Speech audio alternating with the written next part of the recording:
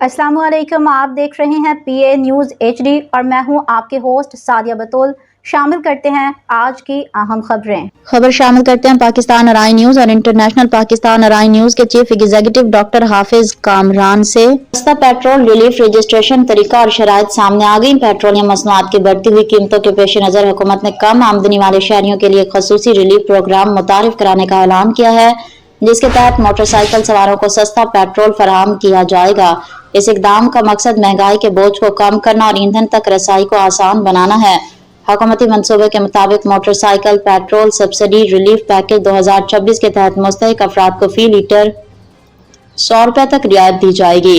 हर registered सारिफ को माहाना 20 से 30 litre तक सब्सिडी वाला पेट्रोल फराहम किया जाएगा, जिससे शहरियों को 2000 से 5000 रुपए तक माहाना रिलीफ मिलने की तवक्को है। एहलियत के लिए चंद अहम शराइत मुकर्रर की गई हैं।